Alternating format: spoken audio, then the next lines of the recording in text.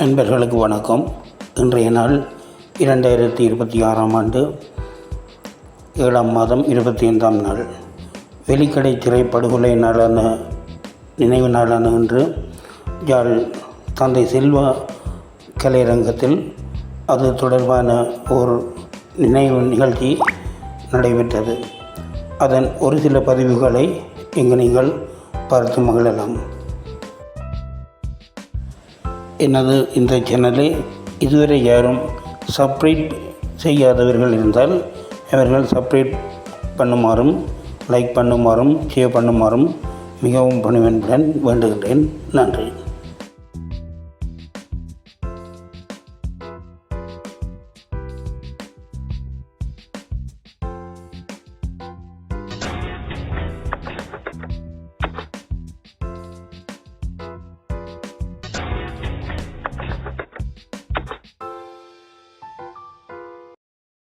மிகவும் வருத்தமான நிலையில் பல நோய்களுக்கு உட்பட்டு இருக்கின்றார்கள்.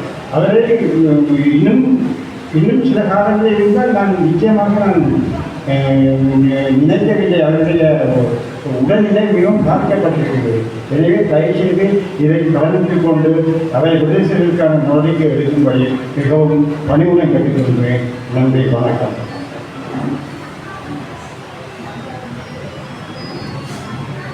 அடுத்ததாக உங்களுடைய கருத்துக்களையும்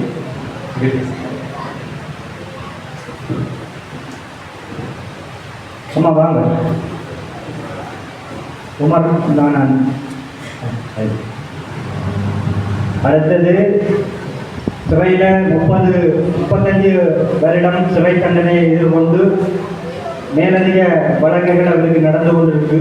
17 ஆண்டுகளாக சிறையில் இருக்கிற சூரியகுமார், அவருடைய மனைவி, பிள்ளைகள் இருக்கிறார்கள். இன்றைக்கு தாயும் தந்தையும் தனித்து விடப்பட்ட நிலையில தான் வாழ்ந்து கொண்டிருக்கின்றார்கள். அன்பான வணக்கம். எனது மகன் ஜூலியோக 20 வருஷமாக உங்களுக்கு சரி வாடிக்கொண்டு இருக்கிறார். மாணவர்கள் அவரோடு இருக்கிற எல்லா கைதிகளையும் முயற்சியுமாறு தாழ்மையுடன் கேட்டுக்கொள்கிறோம். அவருடைய குடும்ப நிலை ஆக மோசமாக இருக்கிறபடியால் எங்களுக்கு அது ஒரு பெரிய தாக்கமாக இருக்கிறது. ஆனால் அவரின் எல்லா பிள்ளைகளையும் முப்பத்திமாறு அன்புடன் கேட்டுக்கொள்கிறோம். வணக்கம்.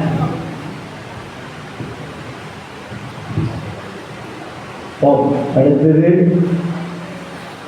எங்களுடைய உமர் நானாவுடைய மனைவியார் வருகை தந்திருக்கிறார். அவர் பல ஆயுள் தண்டனைகளை எதிர்கொண்டிருக்கிறார். அவருடைய பிள்ளைகள் கல்வி பயின்று கொண்டிருக்கிறார்கள். நீங்கள் பார்த்த குறும்படத்தின் வலிகளோடு அந்த பிள்ளைகள் இருக்கிறார்கள்.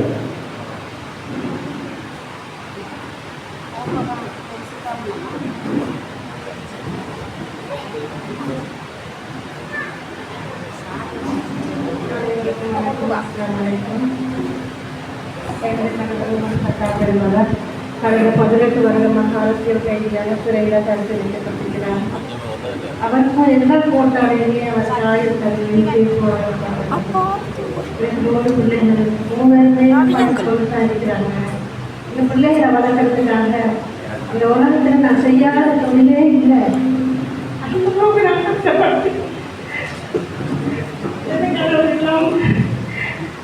அந்த அரசாங்கம் தவறு செய்தவங்க நினைச்சா இந்த இடங்களில யாருமே வெளியில இருக்க முடியாது. அனைவருமே சிறையிலாக இருக்கணும். தவறுகள் நடக்கிறது இயல்புதான். இந்த நாள் கொஞ்சம் நான் கேட்டுக்கொண்டேன். அவர்கள் பொது மன்னிப்புல என்ன கணவரை விடுதலை செய்தார்கள். ரொம்ப அவரோட இருக்கிறேன். நான் ஜனாதிபதி நேரில் சந்திக்கிறதுக்கு எத்தனையோ தடவை பல முயற்சிகள் எடுத்து தோல்வி காணப்பட்டிருக்கேன். அவர் இந்த கைதிகள் அரசியல் கைதிகளை விடுதலை செய்யணும் பார்த்து தன்னோட்டு கேட்டால் நாங்கள் அவருக்கு ஓட்டு கொடுத்துருக்கிறோம்.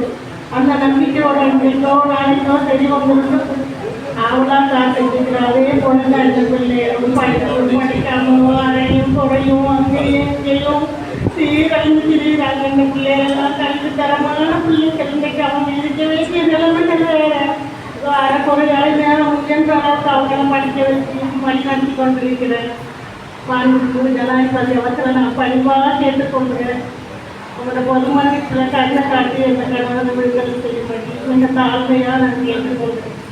வணக்கம்.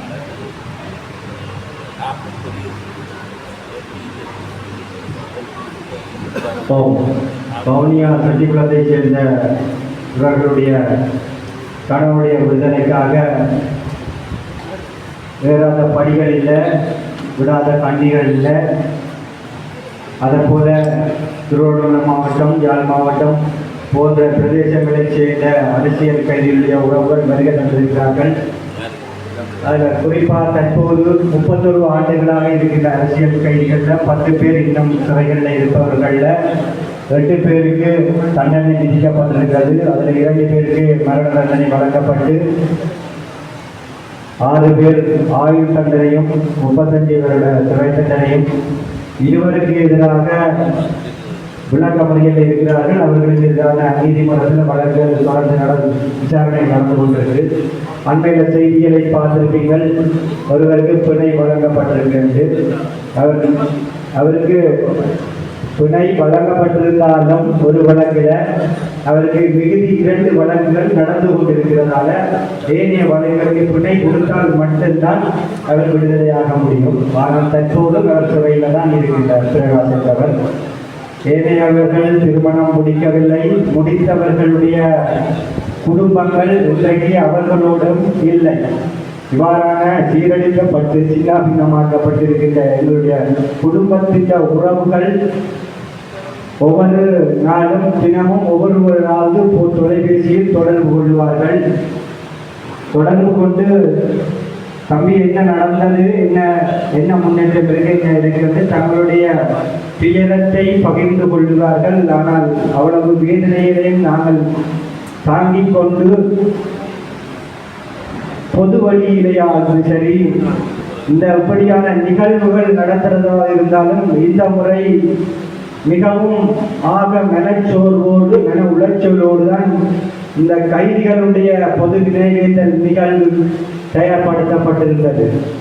எனவே இந்த நிகழ்வுகள் எல்லாம் எங்களுக்கு நாங்கள் தான் செய்யணும் என்ற ஒரு துப்பாக்கியமான சூழலுக்குள்ள நாங்கள் தள்ளப்பட்டிருக்கிறோம் இன்றைக்கு. எனவே இதில் வருகை தந்திருக்கின்ற மக்கள் பிரதிநிதிகள் சார்ந்த அமைப்புகள், சிவில் அமைப்புகள், பொதுமக்கள் இதில் எல்லாரும் நாங்கள் இதில் வட்டமாக இருக்கின்றோம். இந்த துயரத்தில் நீங்கள் பகிர்ந்து கொண்டு கூட இந்த துயரத்தை நீங்கள் பொருட்படுத்த வேண்டும் என்றுதான் எங்களுடைய இந்த உரையின் நோக்கம். இந்த உரை இந்த வரப்போற இந்த உரையாடல் தமிழ் அரசியல் கைதிகளுக்கு ஆரோக்கியமான ஒரு செயற்பாட்டை முன்னெடுக்க வேண்டும் என்று சொல்லி இந்த களத்தினுடைய நோக்கமாக இருக்கின்றது. ஆகவே நீங்கள் அழைப்பை ஏற்று கௌரவமாக வருகை தந்த உங்களை நாங்கள் இந்த கணத்தில் நெஞ்சாட நிறுத்தி கொண்டு எங்களோட துயரத்தை நீங்கள் தாங்கிக் கொண்டு இந்த செயற்பாடுகளை முன்னெடுக்க வேண்டும் என்பதுதான் இந்த நோக்கம்.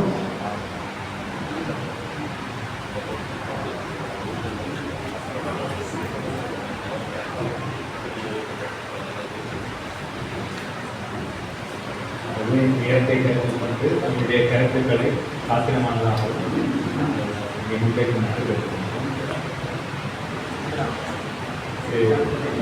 அந்த கைதிகள் சார்ந்த தமிழரசியல் விடுதலை சார்ந்த விடயத்திலே எவ்வாறான செயற்பாடுகளை முன்னெடுக்கலாம், எவ்வாறான செயற்பாடுகள் முன்னெடுக்கப்படாமல் இருக்கிறதை உங்களுடைய தளங்களின் மூலமாக உங்களுடைய தளங்களில் எவ்வாறு செயற்படலாம், இன்னுமே மக்கள் திரட்சியை இந்த பிரச்சனையை போய் கொண்டு வரலாம் என்ற விடயங்களை பகிர்ந்து கொள்ளுமாறு கேட்டுக்கொள்கிறோம்.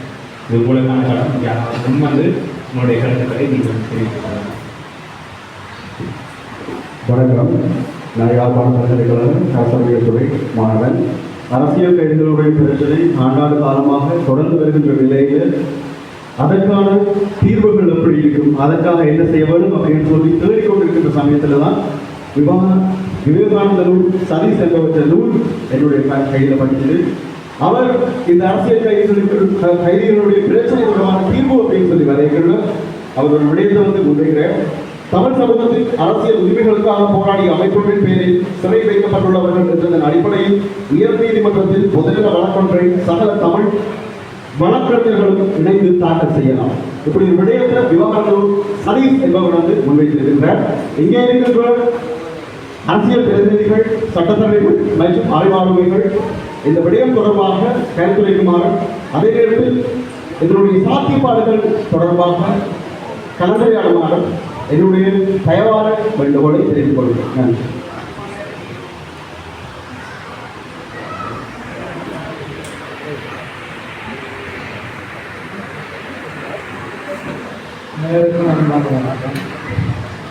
பாராளுமன்றத்துக்கு தெரிவு செய்யப்பட்டு நாங்கள் சென்றவுடன் தமிழ் தேசியம் சார்ந்து இருக்கின்றவர்கள் கூடுதலாக கதைக்க வேண்டும். விழா நடந்தால் அதில் வச்சு விடுதலை செய்யப்படணும் இந்த கைதிகள் 10 பேர் என்று சொல்லித்தான் இந்த லிஸ்ட கோமகனாக்கள் தான் இருந்தது. அதை பற்றி காட்டித்தான் செய்தியை சொல்லி கருத்தணும். இப்படி எல்லாருமே கதைச்சு கொண்டு தான் இருக்கிறோம். ஆனால் விடுபட்ட பாடுதான் இல்லை. நான் ஒருவரையும் ப்ரோசஸ் செய்யலை. நிச்சயமாக உங்களுடைய திட்டங்கள் அல்ல கருத்துகள், பெரியவர்களுடைய கருத்துக்கள் எல்லாத்தையும் உள்வாங்கிக் கொண்டு நாங்கள் மேலதிகமாகவும் என்ன செய்ய வேண்டும். இப்போ நாங்கள் இதை தவிர முதல்ல என்ன செய்கிறது, பாராளுமன்றத்துக்கு ஜனாதிபதி அவர்கள் வரையில அவர் உரையாற்றி போட்டு போய்கிறார். கலைக்கிறாரு ஜனாதிபதி மாடியேக்கம் கலைக்கலாம், அல்லது பாதுகாப்பு அமைச்சு சார் கூட்டங்களில் கலைக்கலாம். இப்படித்தான் ஒரு நடைமுறை. எல்லாருக்கும் அது தெரியாக்களும் இருக்கிறையோ தெரியாதாக்களும் இருக்கு. இந்த வகையில் நாங்கள் ஒற்று குடியத்திலையும் விட்டு கொடுக்காமல் இவங்களை கலைச்சு கொண்டுதான் இருக்கிறோம். நாங்கள் என்பதை இங்கே சொல்லிக்கொண்டு தொடர்ந்தும் உங்களுடைய பலிகள், உறவினற்ற பலிகள் எங்களுக்கு தெரியும். அந்த வகையில் நீங்கள் நீட்டி எல்லாம் எங்களுக்கு சொல்லணும் இல்லை. எங்களுடைய குடும்பங்கள் மாதிரி தான் நீங்களும், எங்களுடைய உறவுகள் தான் நீங்கள். உங்களுக்காக நாங்கள் கலைந்து கொண்டு தான் இருக்கின்றோம். இதை விட இன்னும் என்ன மாதிரி கலைக்கணுங்கிற எண்ணங்கள் உங்களுக்கு இல்லை.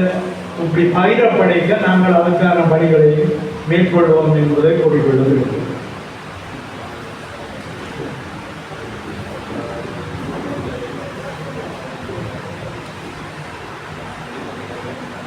சிறை கைதிகள் இன்றைக்கு 10 பேர் இருக்கிறோம் என்றால், இதுக்கு முதல் இருந்த சிறை கைதிகள் எல்லாம் எப்படி விடுதலை செய்யப்பட்டார்கள்?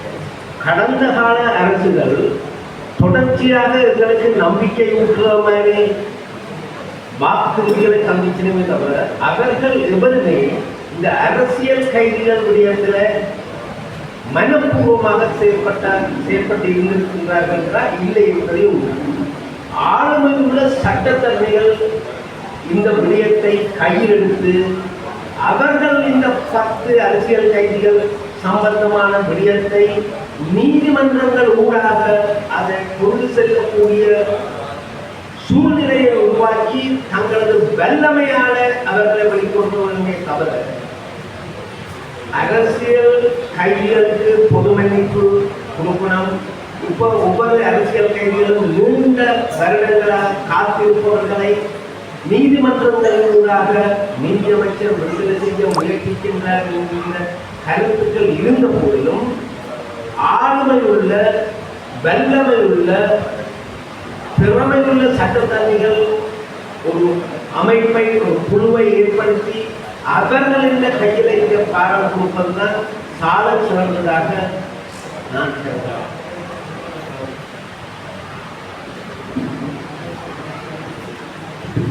எல்லாருக்கும் வணக்கம். இந்த அக்காட வேதனை எப்படி இருக்குன்னு சொல்லி எல்லாருக்கும் தெரிஞ்சிருக்கும். அவங்க சகோதரர்கள் கிழக்கு மாநில நிவாரண் கூடுதலாக ஒவ்வொரு நாளும் கடத்தப்படுற செய்திகள் 2006 இருந்து 2009 இரவு சத்தங்களுக்கும் காலையில் குடும்பத்தில் யாராவது கடத்திட்டு வருவாங்க. அப்படி வேதனையில் அறிவுரையை நான் சொல்கிறேன். அரசியல் கைதிகள் விடுதலை சட்டத்தரணிகள் சட்டத்தால் போய் நீங்கள் இலங்கையில் சட்டம் உங்களுக்கு தெரியும் சொல்லி போராட்டம் மூலம் தான் இதை நாங்கள் செய்யலாம். இல்லாட்டி அக்கா சொன்ன மாதிரி ஜனாதிபதி பொது மன்னிப்பு மூலம் தான் இதை விடுதலை செய்யலாம். இப்போ நீங்கள் பார்த்தீங்கன்னு சொன்னால் இந்தியாவில் நடந்திருக்கு. மாணவர்கள் போராடி ஒரு கல்வி அமைச்சரை பதவியிலிருந்து நீக்கியிருக்காங்க. இப்போ இந்த போராட்டம் ஒன்று வெற்றியடையும், இல்லாட்டி ஜனாதிபதி மூலம் கதைச்சி வெற்றியடையும். ஜனாதிபதி மூலம் கதைச்சி வெற்றியடைக்கிறது சொன்னால் தொடர்ந்து கதைக்கணும். இன்றைக்கு ஒரு மீட்டிங்கில் கதைச்சிட்டு இல்லாட்டி இந்த கேட்டை விட்டு தாண்டோடனே மறந்து போனால் அது செயற்படுத்த முடியாது. இப்போ நான் சொல்கிறேன்னு சொன்னால், உதாரணத்துக்கு நான் சொல்கிறேன், ஒரு கட்சி உங்களோட ஆசனத்துக்காண்டி இன்னொரு கட்சியோட கூட்டு சேருவீங்க. இப்போ உதாரணத்துக்கு சொன்னால், ஒரு மாநகர சபை, யாழ்ப்பாண மாநகர சபைக்கு சைக்கிள் கட்டி சங்கோட கூட்டு சேர்றதுக்கு காய்ச்சிங்க. திருப்பி தமிழரசு கட்சி இபிடிபியோட காய்ச்சிங்க, கூட்டு சேர்ந்தீங்க. இப்போ ஒரு பிரச்சனைக்காக நீங்கள் உங்களோட தனிப்பட்ட பிரச்சனைக்காக கூட்டு சேர்ற நீங்கள் ஏன்னா ஒரு பொது பிரச்சனைக்காக நீங்கள் கூட்டு சேர்றீங்க இல்லை இந்த பாராளுமன்றத்தில். இப்போ நீங்கள் ஒரு அரசியல் கைதி பிரச்சனையை நீங்கள் எடுத்த அந்த பிரச்சனை முடிக்க மட்டும் நீங்கள் விடாப்படியாக வந்து அந்த கூட்டில் இருங்க. இப்போ திருப்பி இன்னொரு கூட்டு சேர்ந்துருக்காங்க. அதைத்தான் நான் சொல்கிறேன், ஏதாவது ஒரு விஷயத்தை நீங்கள் செய்கிறதுக்கு ஒற்றுமையாக தான் சொல்கிறேன். இந்த அரசியல் கைதிகள் போராட்டத்தில் இப்போ நாங்கள் ஒரு முடிவெடுத்திருக்க இளைஞர்கள் வந்து இப்போ இந்த வருஷ கடைசிக்குள்ள இந்த அரசியல்வாதிகள் இவங்களுக்கான தீர்வு ஒன்று எடுத்து கொடுக்கலாட்டி வர ஜனவரியிலிருந்து இந்த பிரச்சனையை நாங்கள் எடுப்போம். அரசியல் தலையீடு அவர்களுக்கு வரத்தவர்கள் என்பதை நாங்கள் கேட்டுக்கொள்கிறோம். ஏன்னு சொன்னால் அரசியல் தலையீடுகள் வந்தாலும் சில நேரம் அது பிரச்சனை புரியும். அப்போ இந்த அரசியல்வாதிகளுக்கு நான் சொல்கிற ஒரு விஷயம், இந்த டிசம்பருக்குள்ள இந்த அரசியல் கைதிகள் பிரச்சனையை வந்து முடிவுக்கு கொண்டு வாங்க. இல்லாட்டி அடுத்த ஜனவரியிலிருந்து நாங்கள் இந்த பிரச்சனையை முன்னெடுத்து செல்லுவோம். அந்த நேரம் வந்து நீங்கள் தலையிட வேணாம்னு சொல்லி கேட்டுக்கொள்கிறோம்.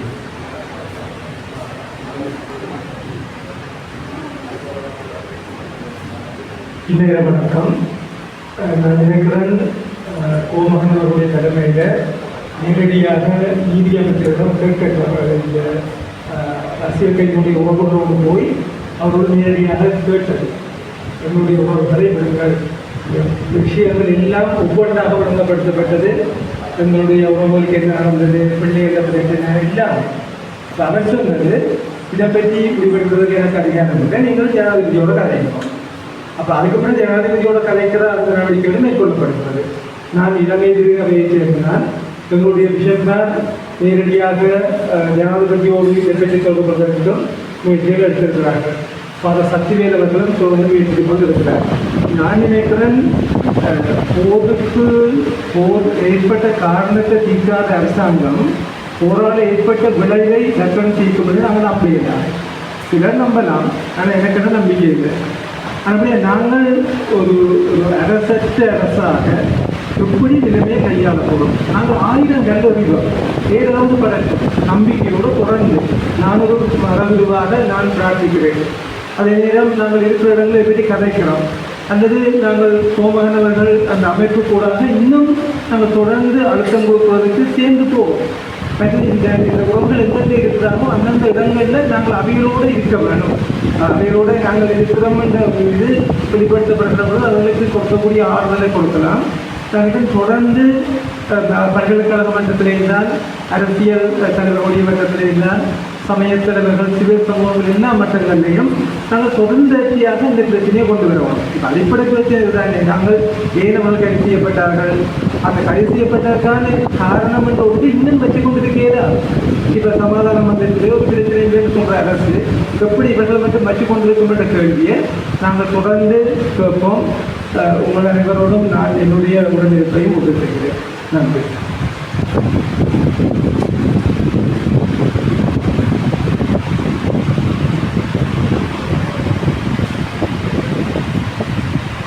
அனைவருக்கும் வணக்கம். இந்த சிறைகளில் தடுத்து வைக்கப்பட்டுள்ள அரசியல் கைதிகள் விடுதலை சம்பந்தமாக நாங்கள் வடக்கு கிழக்கு மாகாணம் சார்ந்து ஒரு கையெழுத்தினை கோரி அந்த கையெழுத்து பிரதியை ஜனாதிபதி செயலகத்திலும் பிரதமர் செயலகத்திலும் ஒப்படைத்திருந்தோம். நாங்கள் சென்றிருந்த வேளை சக்திவேல் அடிகளார் அவர்களோடு வந்திருந்தார். ஆனால் நாங்கள் சென்ற நேரம் அங்கு ஜனாதிபதி அவர்கள் அலுவலகத்தில் இல்லாத காரணத்தினால் அவருடைய செயலாளர் அந்த எங்களுடைய கையெழுத்து பிரதியை வாங்கி எங்களிடம் இதுவரை எந்த விதமான ஒரு பதில் சொல்லவில்லை. நாங்கள் மீளவும் பிரதமர் செயலகத்திலிருந்து பதிலை எதிர்பார்த்தோம், அங்கிருந்தும் எந்த விதமான பதிலும் கிடைக்கவில்லை. ஆனால் இப்பொழுது நாங்கள் மீள உங்களோடு கோமகன் இணைந்து அந்த பணியை மேற்கொண்டிருந்தது. ஆனால் மீளவும் யோசிக்கிறோம், நாங்கள் அனைவரும் மதகுருமார்கள், தமிழ் தேசியத்தை பயணிக்கின்ற அரசியல் பிரமுகர்கள் மற்றும் சிவில் அமைப்புகள் அனைவரும் மீளவும் கையெழுத்தின்றி ஒரு சத்தியாகிரகமாக ஒன்று கொழும்பில் அல்லது வடக்கு கிழசாங்குளத்தில் பிரதிநிதிப்படுத்தி தொடர்ச்சியாக சுழற்சி முறையில் ஒரு கோரிக்கையை வைக்கின்ற பொழுது அவர்கள் அந்த விடயத்தை சகித்தார். ஏனென்றால் கடந்த கிழமை போல் நீதியமைச்சர் அங்கே பாராளுமன்றத்தில் கூறியிருந்தார், அரசியல் கைதிகள் என்று எவரும் இல்லை, போர் குற்றங்களை புரிந்தவர்களால் அங்கே தடுத்து வைக்கப்பட்டிருக்கிறார்கள் என்று நீதியமைச்சர் பாராளுமன்றத்தில் கூறியிருக்கிறார். எனவே அவர்கள் எங்களுக்கு கூப்பிட்டு கிடைக்கின்ற பொழுது சொன்னார்கள், அரசியல் கைதிகள் எந்த கேட்டகரியில் அவர்களை கூறுகிறீர்கள் என்று கேட்கிறார்கள். தமிழ் அரசியல் கைதிகள் என்று எந்த வகையில் அவர்களை நீங்கள் வகைப்படுத்தினீர்கள்? அவர்கள் தங்களுடைய சிங்கள தலைவர்களையும் சிங்கள அமைச்சர்களையும் காவு கொண்டவர்கள், அவர்களை என்னது நீங்கள் தமிழ் அரசியல் கைதிகள் என்று கூறுகிறீர்கள். ஆனால் நாங்கள் நினைக்கின்றோம் எங்களுடைய தரப்பிலும் அப்படியே எழுப்புகளை சந்தித்தவர்கள் நாங்கள். ஆனால் நாங்கள் அவர்களை போர்க்கைதிகளாக சிறைப்படுத்தியிருந்தும் குறிப்பிட்ட காலத்துக்கு எங்களுடைய அமைப்பு இருந்த காலத்தில் அவர்களை விடுதலை செய்துவிட்டோம். நாங்கள் அவர்களை நீண்ட காலமாக வைத்திருக்கவில்லை. எங்களுடைய அமைப்பின் மனிதாபிமான அடிப்படையில் அவர்களை விடுதலை செய்திருக்கிறோம். எனவே இன்றைக்கு 32 ஆண்டுகள் தாய் தந்தை இழந்து சகோதரர்கள் தங்களுடைய சகோதரனுடைய விடுதலைக்காக எழுதினார்கள். இந்த எங்களுடைய முஸ்லிம் சகோதரி தன்னுடைய கணவனுக்காக விடுதலைக்காக எழுதி கொண்டிருக்கிறார். 18 ஆண்டுகள், 32 ஆண்டுகள் என்றால் 3 தசாப்தங்கள். எனவே சட்டத்தரணிகள், இந்த அரசியல் பிரதிநிதிப்படுத்துகின்ற சட்டத்தரணிகள், நீங்கள் அரசியல் கைதிகளுடைய விடயத்தில் கூடிய அக்கறை கொண்டு மற்றும் எங்களுடைய தமிழ் பிரதிநிதிப்படுத்துகின்ற பாராளுமன்றத்திற்கு முதலவும் நீங்கள் ஜனாதிபதிக்கும் நீதி அமைச்சருக்கும் ஒரு கோரிக்கையை விடுத்து எங்களுடைய அரசியல் கைதிகளுடைய ஆண்டுகள் சிறை தண்டனைகள் அனுபவித்த காலங்களை கருத்தில் கொண்டு அவர்களை பொது கண்டிப்பின் அடிப்படையில் விடுதலை செய்ய நீங்கள் மீளவும் அழுத்தம் கொடுத்து அவர்களுடைய விடுதலைக்காக தொடர்ந்து குரல் கொடுக்க வேண்டும். அந்த விடயத்தில் நீங்கள் அனைவரும் கட்சி பேதமின்றி ஓரணியில் நின்று இல்லுங்கள். உங்களோடு சேர்ந்து நாங்களும் நிற்கிறோம். அவர்களுடைய விடுதலையை சீக்கிரப்படும் என்று நாங்கள் என்று உங்களோடு துணைப்போம். நன்றி.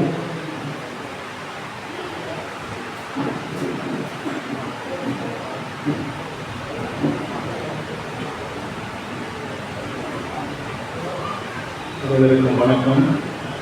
உண்மையிலேயே இந்த நிகழ்விலே எங்களுடைய உறவுகளோடு அவர்களுடைய வழிகளோடு நாங்கள் இந்த இடத்திலே இருப்பது ஒரு விதமான மன நிறைவை தருகின்றது. என்றால் அவர்களுடைய வழிகளை நாங்களும் அறிந்து கொள்கின்றோம்.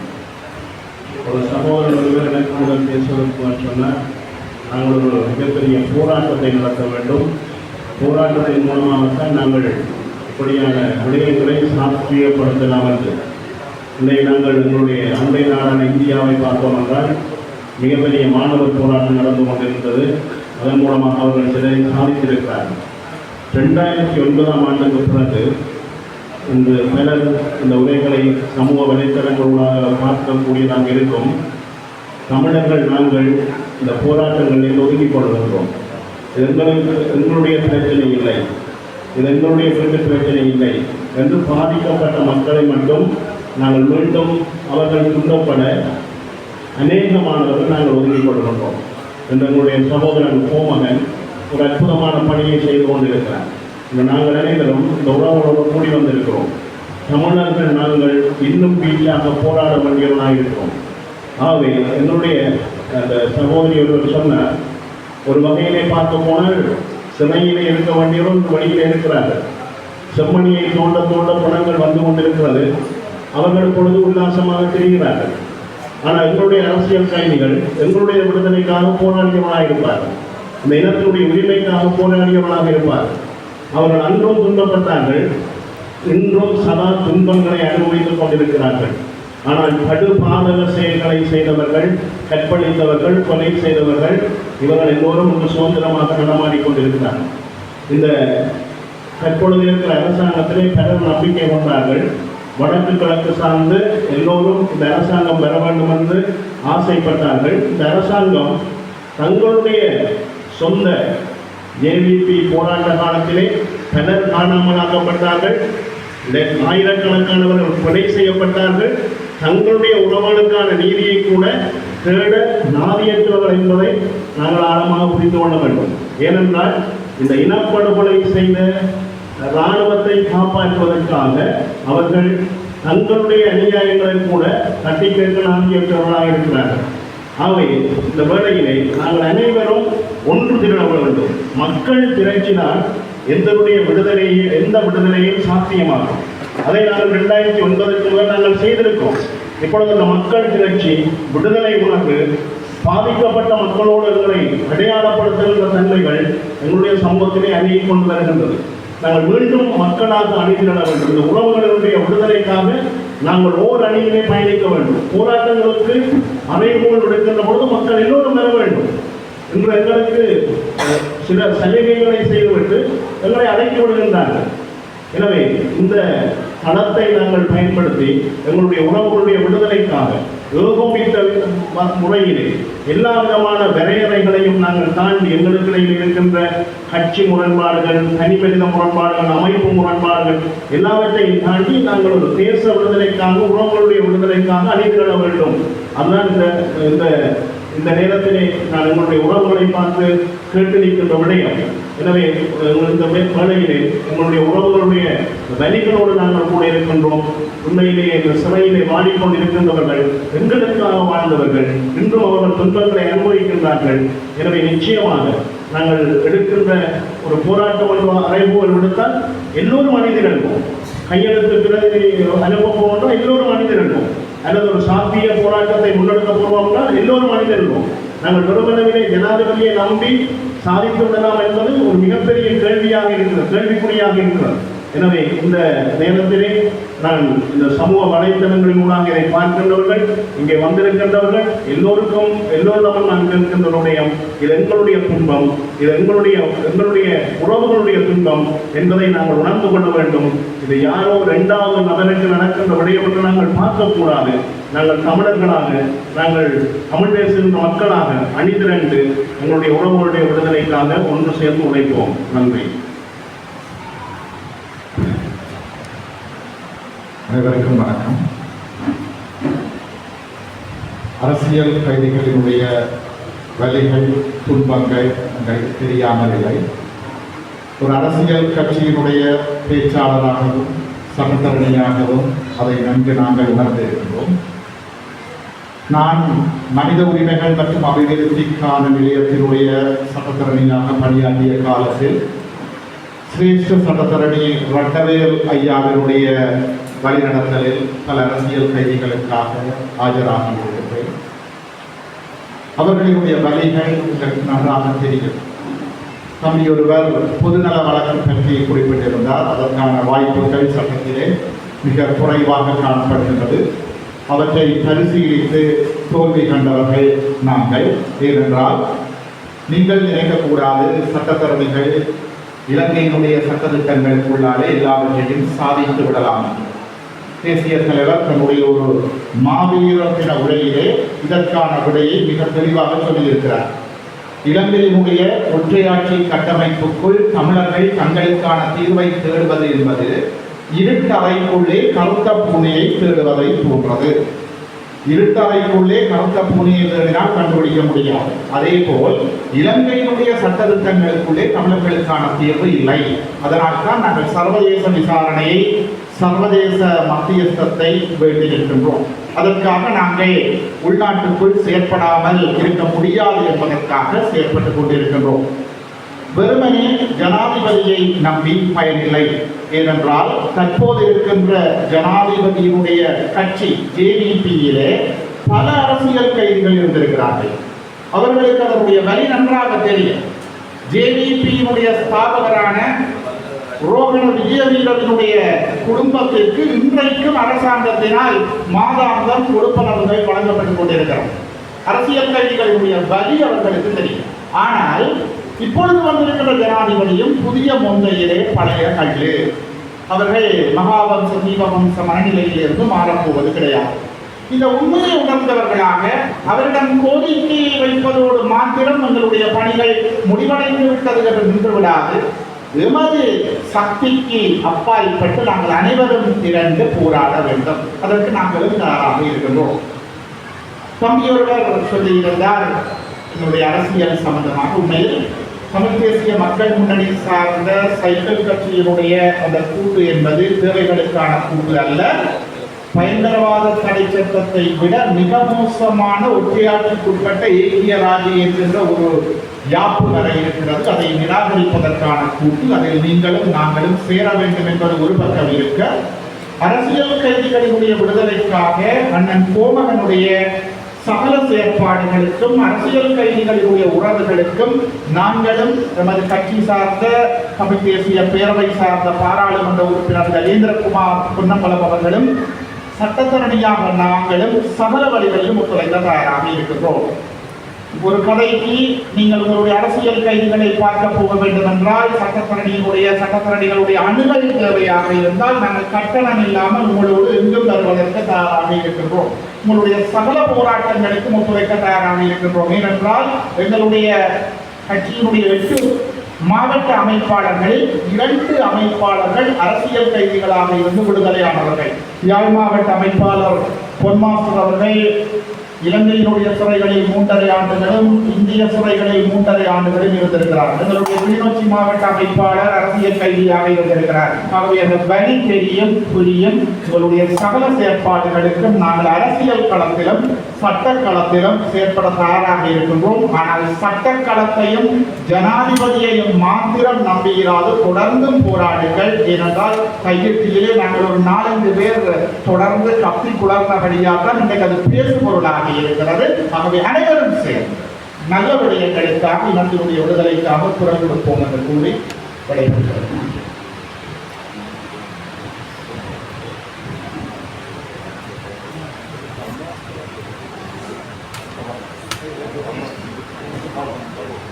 நாயக விடுதலைக்காக தங்களுடைய உயிர்களை இந்த மாவீரர்களை எடுத்துக் கொண்டு தமிழின அமைப்பு இனப்படுகொலையாலே படுகொலை செய்யப்பட்ட தமிழ் அரசியல் கைதிகள் உட்பட்ட தமிழ் உறவுகளை மனதிலே நினைந்து கொண்டு தமிழ் அரசியல் கைதிகளுடைய விடுதலை என்கின்ற விடயத்தை நோக்கும் பொழுது எங்களுடைய உறவுகளை விடுதலை செய்வதற்கு நாங்கள் என்ன செய்ய முடியும் என்ற கேள்விக்கான பதிலாக சில கருத்துக்களை முன்வைக்கிறேன். ஸ்ரீலங்காவினுடைய பாராளுமன்றத்திலே பாராளுமன்ற உறுப்பினர்களாக காலத்திற்கு காலம் இதற்கான அழுத்தம் கொடுக்கப்பட்டு வந்து கொண்டிருக்கிறது. அது பாராளுமன்ற உறுப்பினர்கள் சிறைச்சாலைகளுக்கு விஜயம் செய்வதாக இருக்கலாம், பாராளுமன்றத்திலே குரல் கொடுப்பதாக இருக்கலாம், மற்றும் ஏனைய செயற்பாடுகளை செய்கின்ற விடயமாக இருக்கலாம். அதிலே மீண்டும் ஒரு தடவை முயற்சி செய்து பார்க்கலாம் என்கின்ற ஒரு வேண்டுகோள். தமிழ் தேசியம் சார்ந்து செயற்படுகின்ற பாராளுமன்ற உறுப்பினர்கள் ஒரு கட்சியாக சந்திக்கும் பொழுது வைக்கப்படுகின்ற வேண்டுகோள்களை கடந்து தமிழ் தேசியத்திலே இருக்கக்கூடிய பாராளுமன்ற உறுப்பினர்கள் இந்த முயற்சியை முன்னெடுக்கலாம். தமிழ் பேசுகின்ற எங்களுடைய இஸ்லாமிய முஸ்லிம் பாராளுமன்ற உறுப்பினர்கள், மலையக பாராளுமன்ற உறுப்பினர்கள் உள்ளிட்ட சிங்கள பாராளுமன்ற உறுப்பினர்கள் கூட தமிழ் அரசியல் கைதிகளுடைய விடயத்தை விளங்கப்படுத்தினால் இந்த முயற்சிக்கு இந்த விடயத்திலே ஆதரவு தரக்கூடியவர்கள் கூட இருப்பார்கள். ஒட்டுமொத்தத்திலே ஸ்ரீலங்காவினுடைய பாராளுமன்றத்திலே இருக்கக்கூடிய பாராளுமன்ற உறுப்பினர்களுடைய அதிகப்படியான ஒரு ஆதரவை கட்சியை கடந்து, இனத்தை கடந்து, மதத்தை கடந்து தமிழ் அரசியல் கைதிகள் விடுதலை செய்யப்பட வேண்டும் என்கின்ற ஒரு அடிப்படை மனிதாபிமான அறம் சார்ந்த நோக்கத்திற்காக ஒரு முயற்சியை பாராளுமன்ற உறுப்பினர்கள் முன்னெடுக்கலாம். இங்கே எங்களுடைய பாராளுமன்ற உறுப்பினர்கள் கௌரவ ஸ்ரீதரன் ஐயா அவர்கள் மற்றும் கௌரவ ஹரிஹரன் ஐயா அவர்கள் இங்கே இருக்கிறார்கள். அவர்கள் இதை பற்றி சிந்திக்கலாம். இந்த முயற்சி எடுப்பதன் ஊடாக விடுதலை சாத்தியமா என்பதற்கு அப்பால் ஸ்ரீலங்கா அரசுக்கு ஒரு அழுத்தமாக இந்த முயற்சி அமையும் என்கின்ற ஒரு கருத்தை முதலாவது ஸ்ரீலங்கா பாராளுமன்றத்தினூடாக என்ன செய்யலாம் என்பதற்கான ஒரு கருத்தாக முன்வைத்து, இரண்டாவதாக சட்டத்தரணிகள் சட்டம் சார்ந்து சிந்திக்கும் பொழுது சட்டத்தரணிகள் அனைவரும் ஒன்றாக சேர்ந்து ஒரு கலந்துரையாடலை நேரடியாகவோ அல்லது ஜூம் செயலியூடாகவோ எங்களுடைய தமிழ் தேசியம் சார்ந்தும் இந்த விடயப்பரப்புக்கு தங்களுடைய ஆதரவை தெரிவித்திருக்கின்ற சட்டத்தரணிகளை ஒருங்கிணைத்து ஸ்ரீலங்காவினுடைய சட்டத்துக்குள்ளே என்னென்ன வரையறைகள் இருக்கின்றன, இதற்கூடாக நிச்சயமாக ஸ்ரீலங்காவினுடைய சட்டத்திற்கு உட்பட்டு எந்த தீர்வுமே கிடையாது, அதிலே மாற்று கருத்து கிடையாது. ஆனால் இருந்தும் நாங்கள் இதற்கான ஒரு முயற்சியை சட்டத்தளத்திலே அனைவரும் ஒன்றுபட்டு முயற்சித்தோம் என்கின்ற ஒரு பதிவுக்காக வேணும். அது ஒரு விதத்திலே ஒரு அழுத்தத்தை கொடுக்கக்கூடிய நிலையிலே ஸ்ரீலங்காவினுடைய சட்டத்துக்கு உட்பட்டு எதுவும் செய்ய முடியாது என்கின்ற ஒரு நிலை அதிலே அந்த முயற்சியிலே எட்டப்படும் பொழுது சர்வதேச சட்ட நியமங்களுக்கு ஏற்ற விதத்திலே சர்வதேச அமைப்புகளூடாக இந்த விடயத்தை முன்னெடுப்பதற்கு ஒரு அழுத்தமாக கூட அது அமையலாம் என்கின்ற வகையிலே எனக்கு சட்டம் தெரியாது, இருந்தும் இந்த கருத்தை முன்வைக்கின்றேன். இங்கே எங்களுடைய சட்டத்தரணி சுபாஷ் அவர்கள், சட்டத்தரணி மணிவண்ணன் அவர்கள் இருக்கிறார்கள். ஆகவே அப்படி ஒரு சிந்தனையை முன்னெடுத்தால் என்ன என்கின்ற ஒரு விடயத்தை சட்டம் சார்ந்து ஒரு இரண்டாவது சிந்தனையாகவும், அடுத்து ஏற்கனவே இங்கே பகிரப்பட்டது போல எங்களுடைய குரலற்றவர்களின் குரல் அமைப்பு கோமகன் அவர்களுடைய ஒருங்கிணைப்பிலே இதற்காக மிகவும் அயராது உழைத்துக் கொண்டிருக்கிறார்கள். அந்த உழைப்பின் வெளிப்பாடுதான் இன்றும் நாங்கள் கூடியிருக்கிறோம். அதன் ஊடாக காலத்துக்கு காலம் நாங்கள் மக்களை ஒன்று திரட்டி தமிழ் அரசியல் கைதிகளுடைய விடுதலைக்காக குரல் கொடுக்கக்கூடிய போராட்டங்களை பல்வேறு வடிவங்களிலே செய்வது, அந்த செய்கின்ற முயற்சிகள் நிறைவேற்றிக் கொண்டிருக்கின்றன. அவை இன்னும் சிறப்பாக முன்னெடுக்கப்படும் பொழுது அவையும் இதற்கான ஒரு அழுத்தத்தை நிச்சயமாக ஏற்படுத்தும் என்கின்ற விடயங்களை ஒரு 3 கருத்துக்களாக 3 தளங்களிலே நாங்கள் முயற்சிக்கலாம். தமிழர்களாகிய எங்களை பொறுத்தவரையில் இந்த ஸ்ரீலங்கா சட்டத்திட்டங்களுக்கு உட்பட்டு இன விடுதலைக்காக போராடுகின்ற நாங்கள் சர்வதேச நீதியையே நம்பியிருக்கின்றோம். சர்வதேச கட்டமைப்பின் ஊடாகத்தான் எங்களுக்கு ஒரு தீர்வு எட்டப்பட வேண்டும். அது எட்டப்படுவதற்கு எங்களுடைய மக்கள் அனைவரும் ஒன்றிணைக்கப்பட வேண்டும். கட்சி கடந்து, சமயம் கடந்து, பிரதேசம் கடந்து, சமூக ஏற்றத்தாழ்வுகள் கடந்து, அனைத்து வேறுபாடுகளும் கடந்து நாங்கள் ஒரே முயற்சியாக அனைவரும் ஒன்றிணைந்து செயற்படும் பொழுதுதான் நிச்சயமாக எங்களுடைய இன விடுதலையும் அனைத்து விடுதலைகளும் சாத்தியமாகும் என்ற அடிப்படையிலே அந்த கருத்தினை முன்வைத்து நாங்கள் இருக்கக்கூடிய அனைத்து களங்களிலும் துறை சார்ந்தவர்கள் தங்களுடைய முயற்சிகளை முன்னெடுக்க வேண்டும் என்கின்ற ஒரு கருத்தை பதிவு செய்து நிறைவு செய்கின்றேன். நன்றி.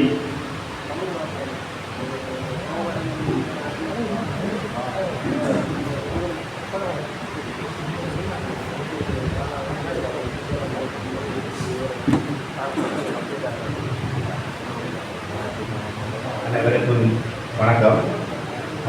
இந்த சந்தர்ப்பத்தில் 2 விடயங்கள் தொடர்பாக பேசப்படுகிறது. ஒன்று, சட்ட ரீதியாக இந்த அரசியல் கைதிகளுடைய விடுதலையை சாத்தியமாக்குவதா அல்லது அரசியல் ரீதியாக அவருடைய விடுதலையை சாத்தியமாக்குவதா என்பது தொடர்பான 2 கருத்துக்கள் இங்கு பேசப்படுகின்றன. என்னை பொறுத்த மட்டிலே அடிப்படை உரிமை முதல் வழக்கு, பொதுநல வழக்குகள் தாக்கல் செய்வதற்கு சட்டத்தில் இடம் கிடையாது. ஆனால் அரசியல் கைதிகளுடைய விடயம் தொடர்பிலே பல்வேறு அடிப்படை உரிமை முதல் வழக்குகள் உயர் நீதிமன்றத்திலே தாக்கல் செய்யப்பட்டிருக்கிறது. அது ஒரு தனிநபர் சார்ந்ததாகவே அது தாக்கல் செய்யப்பட வேண்டும். அதே நேரம் இப்பொழுது இருக்கக்கூடிய அரசியல் கைதிகள் தொடர்பிலே பல்வேறு வழக்குகள் நடைபெற்றுக் கொண்டிருக்கின்றன. சட்ட பிரதிநிதித்துவம் அவர்களுக்கு இருந்து கொண்டிருக்கிறது. சட்ட பிரதிநிதித்துவம் இல்லாமல் எந்த ஒரு அரசியல் கைதியும் இருப்பதாக நான் கருதவில்லை. ஆகவே புதிதாக நாங்கள் அவர்களுக்கு சட்ட பிரதிநிதித்துவத்தை கொடுக்கலாம் என்றால் அது என்னை பொறுத்த மட்டிலே அதற்கான இடைவெளி அல்லது அதற்கான தேவை இருப்பதாக நான் கருதவில்லை. ஆகவே சட்ட ரீதியாக அவர்களுடைய போராட்டம் இப்பொழுதும் வலுவாக நடைபெற்றுக் கொண்டுதான் இருக்கிறது. அவர்கள் தாங்கள் விரும்பிய, தாங்கள் பொருத்தமானவர் என கருதுகின்ற சட்டத்தரணிகளை தங்கள் சார்பிலே நியமித்திருக்கிறார்கள். ஆனால் என்னை பொறுத்த மட்டிலே ஒரு விடயத்தை நான் சொல்ல முடியும். ஏற்கனவே கோமகன் சொன்னது போல 10 அரசியல் கைதிகள் தண்டனை பெற்றிருக்கிறார்கள். அதிலே 8 அரசியல் கைதிகள் தண்டனை பெற்றிருக்கிறார்கள். அதிலே 20 மரண தண்டனையும் 7 ஆயுள் தண்டனை விதிக்கப்பட்டிருப்பதாக சொல்லியிருக்கிறார். உண்மையிலே தண்டனை விதிக்கப்பட்டவர்களுக்கு ஜனாதிபதியினாலே பொது மன்னிப்பு வழங்குவதற்கு வழங்க முடியும். பாரலட்சுமனை கொலை செய்த பாதாள உலக குழு தலைவராக இருந்திருக்கக்கூடிய துமிந்த சில்வாவுக்கே ஜனாதிபதியினாலே மன்னிப்பு வழங்க முடியுமாக இருந்தால் இந்த அரசியல் கைதிகளுக்கு மன்னிப்பு வழங்கக்கூடாது என்று எதுவும் இல்லை. ஆகவே நான் நினைக்கிறேன், எங்களுடைய அரசியல் தலைவர்களும் கடந்த காலங்களிலே நான் உட்பட எல்லா சந்தர்ப்பங்களிலும் எல்லா இடங்களிலும் சர்வதேச மட்டங்களிலும் சரி நாம் தொடர்ச்சியாக அரசியல் கைதிகளை விடுதலை செய்ய வேண்டும் என்று தொடர்ச்சியாக குரல் எடுத்துத்தான் வருகின்றோம். எந்த ஒரு தமிழ் பாராளுமன்ற உறுப்பினரும் அரசியல் கைதிகளை விடுதலை தொடர்பில் அக்கறை இல்லாமல் இருந்திருப்பார்கள் என்று நான் நினைக்கவில்லை. ஆனால் எங்களுடைய அந்த கருத்து, எங்களுடைய கோரிக்கை சர்வதேச மட்டத்திலும் சரி உள்நாட்டிலும் சரி அது ஒரு மாத்திரமான தாக்கத்தை ஏற்படுத்தி இன்று ஒட்டுமொத்தமாக தமிழ் அரசியல் கைதிகளை விடுவிக்கின்ற நிலைமை வரவில்லை என்பதுதான் துரதிருஷ்டவசமான உண்மை. ஏற்கனவே பேசி சென்ற ஒரு இளைஞர் அவருடைய ஒரு கருத்தை முன்வைத்திருந்தார். இந்த ஆண்டு இறுதிக்குள் அரசியல் தலைவர்கள் முயற்சி செய்து இந்த கைதிகளுடைய விடுதலையை சாத்தியமாக்கவில்லை என்றால் இளைஞர்கள் அந்த போராட்டத்தை கையெடுத்து வருகின்ற ஆண்டு ஜனவரி முதல் போராடுவதற்கு தயாராக இருக்கிறோம் என்று சொல்லியிருந்தார். அவருடைய கருத்தோடு நான் முற்றுமுழுதாக இணங்குகின்றேன். ஆனால் அவரிடம் சொல்லுகின்ற ஒரே ஒரு விடயம், ஏன் நாங்கள் ஒரு ஆண்டுகளுக்கு ஒத்தி வைக்க வேண்டும்? வருகின்ற ஆண்டு வரை நாங்கள் கால இடைவெளி விட்டு வைக்க வேண்டிய தேவையில்லை. அரசியல் தலைவர்கள் தங்களால் இயன்ற அளவுக்கு போராடி இருக்கிறார்கள். ஆகவே நாங்கள் எல்லோரும் சேர்ந்து நாளையே இந்த போராட்டத்தை, நீங்கள் விரும்புகின்ற அந்த போராட்டத்தை, ஒரு தொடர்ச்சியான போராட்டத்தை நாங்கள் ஒழுங்குபடுத்த முடியும். எல்லா அரசியல் கட்சிகளும், எல்லா அரசியல் தலைவர்களும், எல்லா இளைஞர்களும், எல்லா அந்த சமூகத்தினுடைய அக்கறையிலே, சமூகத்தினுடைய நலனிலே அக்கறை இருக்கக்கூடிய அனைத்து தரப்புகளும் ஒன்றிணைந்து ஒரு தொடர் போராட்டத்தை, ஒரு முறைப்பான போராட்டத்தை, ஆட்சியாளர்களுக்கு அச்சுறுத்துகின்ற, ஆட்சியாளர்களுடைய நெஞ்சிலே கை வைக்கின்ற ஒரு அழுத்தத்தை கொடுக்கக்கூடிய ஒரு காத்திரமான கனதியான போராட்டத்தை நாளையே நாங்கள் ஏற்பாடு செய்ய வேண்டும் என்பதுதான் என்னுடைய கருத்தாக இருக்கிறது. ஏனென்றால் ஜனாதிபதி நினைத்தால் அவர் பொது மன்னிப்பு கொடுக்க முடியும். ஏனைய வழக்குகள் நிலுவையில் இருக்கக்கூடியவர்களுக்கு கூட அந்த வழக்குகளை முடிவுறுத்தி அவர்களை கூட பொது மன்னிப்பு வழங்கக்கூடிய சட்ட ஏற்பாடுகள், சட்ட இடைவெளிகள் இருக்கிறது. சட்டமா அதிபர் நினைத்தால் வழக்கை வாபஸ் பெறுகின்ற அளவுக்கு கூட சட்டத்திலே இடம் இருக்கிறது. என்னை பொறுத்தமட்டிலே திசநாயகம் அவர்களுடைய வழக்கிலே ஒரு இணக்கப்பாட்டின் அடிப்படையில் தான் நான் நினைக்கிறேன். திசநாயகம் அவர் மேல்முறையீடு செய்யாமல், என்னுடைய வழக்கிலே அவர் 20 ஆண்டுகள் சிறை தண்டனை விதிக்கப்பட்டிருந்தது. அதற்கு மேல்முறையீடு செய்யாமல் ஜனாதிபதியினுடைய மன்னிப்போடு, பொது மன்னிப்போடு அவர் விடுதலை வழியிலே வந்தார். ஆகவே எங்களுடைய கனதியான இறுக்கமான ஒரு போராட்டத்தை நாங்கள் நடத்தி அரசை அடிவடையை செய்து அந்த அடிவடைதல் கூடாக சட்டமாதிபர் திணைக்களம் ஒன்றின் வழக்கை விலக்கிக் கொள்ள வைப்பது, அல்லது நாங்கள் ஏதோ ஒரு விதத்தில் இணங்கி போய் குற்றத்தை ஒப்புக்கொண்டு மேல்முறையீடு செய்யாமல் அதன் பின்னர் ஜனாதிபதியுடைய பொது மன்னிப்பை பெற்றுக் கொள்வது போன்ற வழிமுறைகள் பற்றி நாம் சிந்திக்க வேண்டும். ஆகவே ஒரு முறைப்பான போராட்டத்தை, ஒரு காத்திரமான போராட்டத்தை அனைத்து அரசியல் தலைவர்களும் பங்கெடுக்கின்ற ஒரு பொது முகடையை தயார் செய்து ஒரு தொடர்ச்சியான மாதக்கணக்கிலே, ஆண்டுக்கணக்கிலே, போராடும் பரவாயில்லை ஒரு தொடர் உண்ணாவிரத போராட்டமாக இருந்தால் கூட அதை பற்றி நாங்கள் பரிசீலிக்க வேண்டும் என்பதுதான் என்னுடைய தாழ்மையான கருத்து. நாங்கள் இப்பொழுது கூடி கலைப்பது, அதன் பிறகு நித்திரையாக சென்று விடுவதெல்லாம் ஒருபோதும் என்னுடைய அரசியல் கைதிகளுடைய விடுதலையும் சாத்தியமாக்காது, என்னுடைய உரிமையும் ஒருபோதும் போவதில்லை என்பதுதான் என்னுடைய கருத்து. ஆகவே நாங்கள் ஒரு முறைப்பான, ஒரு கனதியான, ஒரு இறுக்கமான ஒரு போராட்ட வடிவத்தை தெரிவு செய்ய வேண்டும். அதற்கான ஒரு கூட்டத்தை, அது தொடர்பாக கலந்துரையாடக்கூடிய ஒரு கூட்டத்தை நாளே ஏற்பாடு செய்தால் அது மிக பொருத்தமாக இருக்கும். ஆகவே இந்த நிகழ்வை ஏற்பாடு செய்த கோமகன் அவருடைய குழுவினருக்கு நான் வேண்டுகோள் விடுகிறேன். நீங்கள் எல்லா தரப்புகளையும் அழைத்து நாளை ஒரு கூட்டத்துக்கு ஒழுங்குபடுத்துங்கள். ஒரு விரைப்பான தொடர் போராட்டம் ஒன்றை, ஒரு ஒழுக்கமான போராட்டம் ஒன்றை எவ்வாறு நாங்கள் அரங்கேற்கலாம் என்பவர்கள் அதிலே முடிவெடுக்கலாம் என்பது என்னுடைய தாழ்மையான கருத்து. சட்ட போராட்டம் என்பதெல்லாம் ஒரு பக்கம் நடைபெற்றுக் கொண்டிருப்பது, அதிலே இந்த பிரியோசனம் இருக்கப் போவதில்லை என்பது என்னுடைய கருத்து. நன்றி.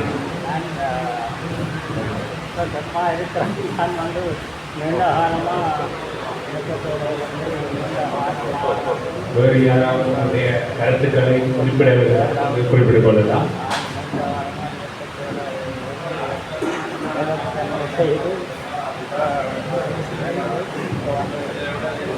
வணக்கம், நான் திருவண்ணாமலையில் இருந்து. எனக்கு தெரியும் உங்களுடைய அத்தனை பேருடைய சேவைகள், இந்த தேசத்துக்கான பணிகள் அத்தனையும் மதிக்கின்றேன். இருந்தாலும் ஆரம்பத்திலேயே வெளியே சொல்லிக்கணும் வந்து சரி, உங்களை எனக்கு தெரியும் உங்களுக்கு 6 மணிக்கு இன்னும் ஒரு வேலை இருக்கும். எனக்கு 1008 வேலைகளுக்குள்ளே இது ஒரு வேலையாக இந்த விஞ்ஞானத்திலே ஒரு வேலையாக இருக்கும். ஏற்றுக்கொள்ளுங்களோ, மறந்து விடுவீர்கள் இருக்கலாம். ஆனால் எங்களுக்கு இருக்கின்ற பிரச்சனை என்றால் இந்த சட்ட வரையறைக்குள்ளே இருந்து இதற்கான தீர்வை பெற்றுக் கொள்ள முடியாது என்ற தெளிவோடு தான் ஆரம்பத்திலேயே பேசுகின்றேன். இது நிச்சயமாக ஒரு சமாதானமாக அத்தனை பேரும் பயணித்து மக்கள் திருப்தியோடு தான் இந்த தீர்வை காண வேண்டும். அதை அனைவரும் ஒவ்வொரு மொழிவடைகளிலே சொல்லிவிட்டார்கள். ஆக அதையும் நான் திருப்பி சொல்ல விரும்பவில்லை. இருந்தாலும் இந்த 10 பேருடைய பிரச்சனையாக பார்க்காமல், அந்த 10 குடும்பங்கள் அந்த அரசியல் கைதிகளுடைய பிரச்சனையாக பார்க்காமல் அத்தனை பேருடைய பிரச்சனையாக பார்த்து இங்கே இருக்கிறீர்கள். எனக்கு தெரிந்தவரையிலே 4 தரப்புகள் தமிழ் தேசியத்தை முன்னர் சிறந்த தரப்புகள் இருக்கிறார்கள், மதகுருமார்கள் இருக்கிறார்கள். நாளைக்கு கூட்டம் என்பதை தாண்டி என்னுடைய கேள்வி, இன்றைக்கு இப்பொழுது ஒரு உடனடியே இங்கே இருக்கின்ற தமிழ் தேசிய மக்கள் முன்னணி, தமிழரசு கட்சி, தமிழ் தேசிய பசுமை இயக்கம், தமிழ் மக்கள் கூட்டணி போன்ற தரப்புகள் இருக்கிறீர்கள். அத்தனை பேரும் ஒரு மேடையிலே அமர்ந்து ஒரு ஊடக அறிக்கையை நாளைய போராட்டத்துக்காக உங்களால் முன்வைக்க முடியுமா? நீங்கள் சொன்னது போல உங்களுடைய கட்சிகள் எல்லாமே சேர்ந்து இதற்காக குரல் கொடுத்து அத்தனை தமிழ் பாராளுமன்ற உறுப்பினர்கள் ஒருமித்த குரலிலே கொடுக்கிறீர்கள். நான் பார்த்திருக்கிறேன், கோமகன் தனியாக திருகோணமலைக்கு வந்து இந்த கையெழுத்து வேண்டியிருக்கிறார். அந்த காரணத்திலே நீங்கள் சொல்கின்ற உங்களுடைய இந்த கட்சி மாவட்ட அமைப்பாளர் யாரும் கையெழுத்து வைப்பதற்கு கூட வந்ததாக நான் காணவில்லை. நாங்கள் நின்றிருக்கிறோம்.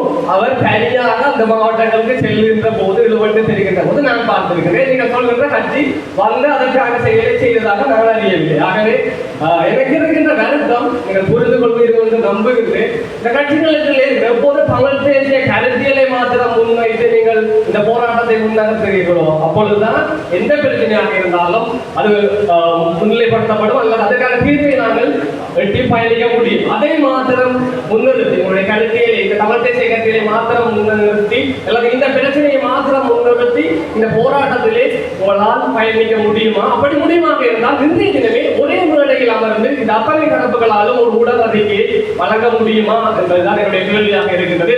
ஆகவே இங்கே இருக்கிற பிரச்சனை என்றால் கட்சிகளுக்குள்ளே ஒவ்வொரு தரப்புகள் இருக்குது. அதே போல தமிழ் தேசிய கட்சிகள் அத்தனைக்குள்ளேயும் வேறு பிரச்சனைகள் இருக்குது. அத்தனை பேருக்கும் யாரு அந்த பிரச்சனை யாரை முன்னிலைப்படுத்துவது, இந்த தரப்பை முன்னிலைப்படுத்துவது, இந்த கட்சியை, இந்த தனிநபரை முன்னிலைப்படுத்துவது, இந்த பிரச்சனை உங்களுக்குள்ளே இருக்கிறது. நீங்கள் ஏற்றுக்கொள்ளாவிட்டாலும் அது உண்மை.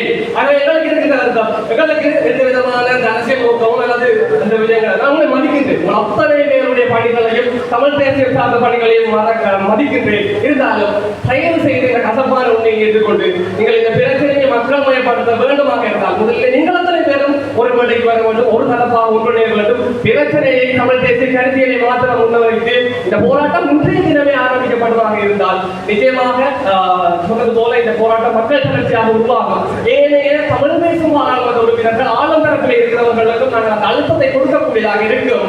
அதற்கு முன்பதாக எங்களுக்குள்ளே இருக்கிற மிகப்பெரிய பிரச்சனை தமிழ் தேசிய கருத்தியலை முன்னெடுத்துகின்ற நீங்கள் அத்தனை பேரும் ஒரே மேடைக்கு வர வேண்டும் என்பது. அதை நீங்கள் இன்றைய தினம் இந்த கூட்டம் முடிகின்ற போது ஒரு உடைய அறிக்கையாக முன்வைக்க வேண்டும் என்பது என்னுடைய ஒரே ஒரு கோரிக்கையாக இருக்கின்றது.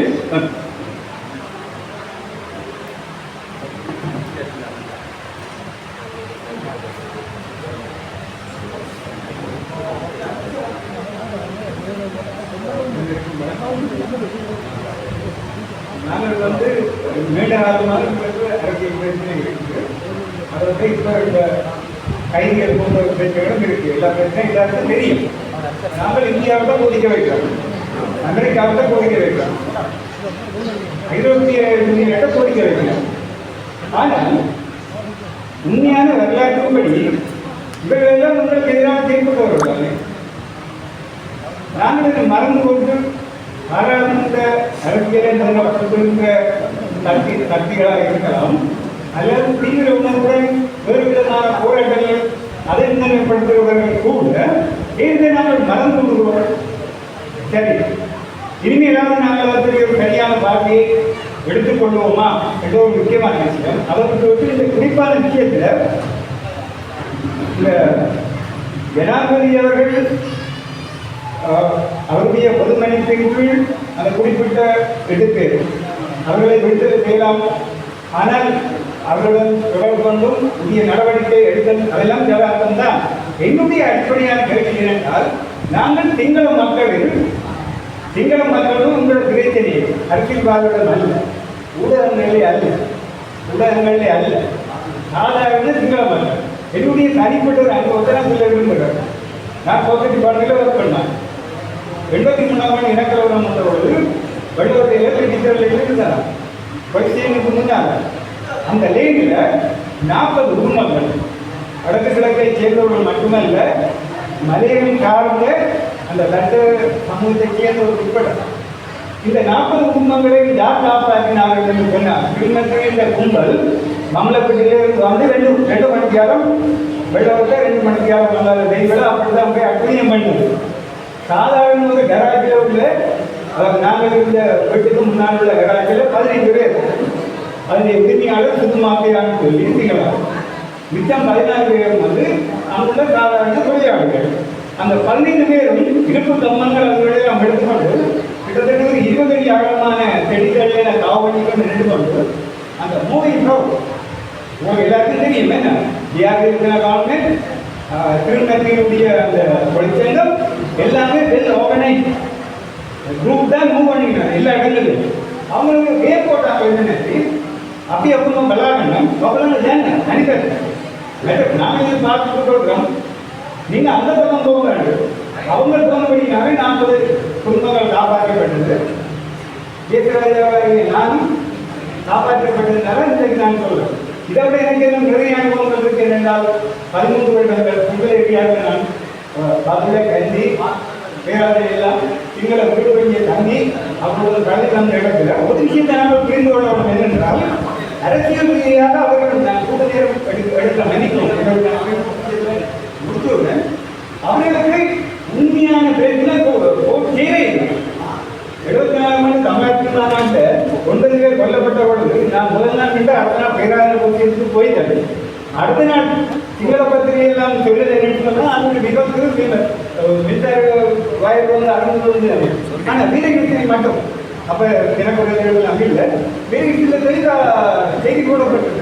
நான் வீட்டில் பேரான வயசுகள் வந்து 22 சிங்களாக்கள் ஒரே ஒரு தமிழன் ஒரே ஒரு முஸ்லீம் நாங்கள் பேர் செய்தது. நாங்கள் அழைக்கிறது 74ஆம் ஆண்டிலிருந்து 75ஆம் ஆண்டு வரைக்கும் நாங்கள் இருந்தோம். 74ஆம் ஆண்டு நடந்தோம். அப்போ நாங்கள் பச்சை போய் சொல்கிறாங்க உங்களோட பத்திரிகை அப்படியே இல்லை.